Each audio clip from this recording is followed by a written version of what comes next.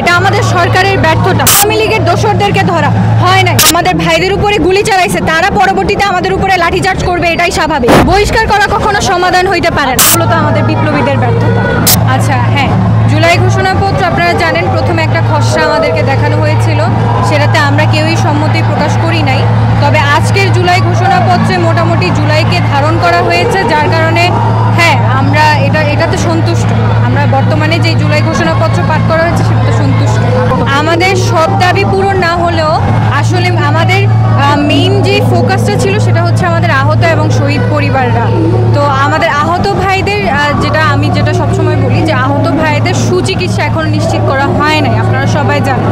আমরা সবাই মাইকে বলতেছি যে আমরা সুচিকিৎসা নিশ্চিত করব, কিন্তু তাদেরকে কিন্তু আসলে সুচিকিৎসা ইন রিয়েল নিশ্চিত করা হয় নাই।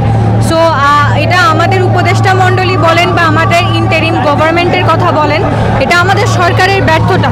আমাদের ছাত্র উপদেষ্টারা বসা থাকা অবস্থায়ও আমাদের আহত ভাইয়েরা পঙ্গুত্ব বরণ করেছে, অনেকে চোখে দেখে না, হাত হারিয়েছে, পা হারিয়েছে, অনেকের দেশের বাইরে গিয়ে চিকিৎসা নিতে হবে, কিন্তু অর্থের জন্য তারা চিকিৎসা নিতে পারতেছে না। সেই জায়গায় বাংলাদেশ সরকার প্রতি তাদের পিছনে 2 কোটি টাকা ইনভেস্ট করতেছে, 2 কোটি টাকা তাদেরকে দিয়ে দিচ্ছে, সে জায়গায় আমাদের আহত ভাইয়েরা এখনও চিকিৎসা পায় নাই।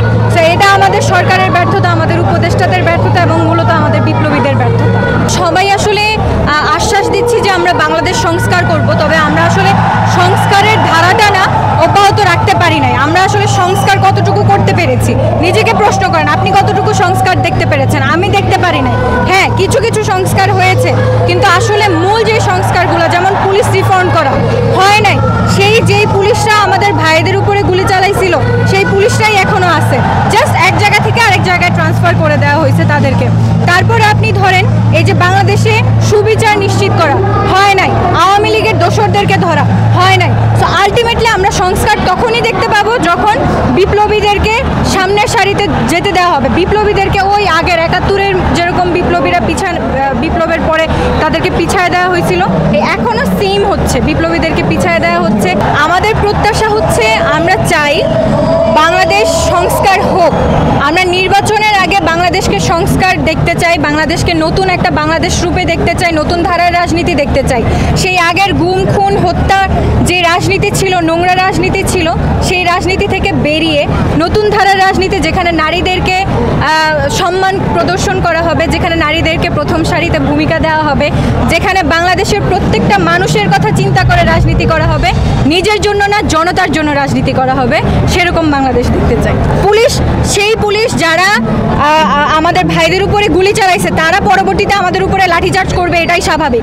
তবে আপনি এটা দেখেন যে বর্তমানে রাজনৈতিক দলগুলা যারা এখনো ক্ষমতায় বসে নাই, তারা ক্ষমতায় যাওয়ার স্বপ্ন দেখতেছে, তারাই আমাদের বিপ্লবীদের উপর আক্রমণ করতেছে, বিপ্লবীদেরকে কটু কথা বলতেছে, ধমক দিতেছে। তারা কোন সাহসে দিচ্ছে ভাই? বহিষ্কার করা কখনো সমাধান হইতে পারে না। আমরা রাজনৈতিক দলগুলোর কাছে নতুন ধারার রাজনীতি আশা করি এই বিপ্লবের পরে। নতুন ধারার রাজনীতি কি? অবশ্যই আপনি যখন আপনার দলের একজন কর্মী যখন চাঁদাবাজি, টেন্ডারবাজি এবং অপকর্মের সাথে লিপ্ত থাকবে, বহিষ্কার করা কখনো কোনো ফল হইতে পারে না। তাকে সর্বোচ্চ শাস্তির আওতায় আনতে হবে। শুধুমাত্র সর্বোচ্চ শাস্তির আওতায় এনে প্রশাসনের কাছে তাকে ধরায় দিতে হবে। শুধুমাত্র সেক্ষেত্রেই আসলে বাংলাদেশের মানুষ ওই নতুন ধারার রাজনীতিটাকে বিশ্বাস করবে এবং সেটাকে ধারণ করবে এবং ওই রাজনৈতিক দলগুলোর প্রতি তাদের আস্থা ফিরে পাবে।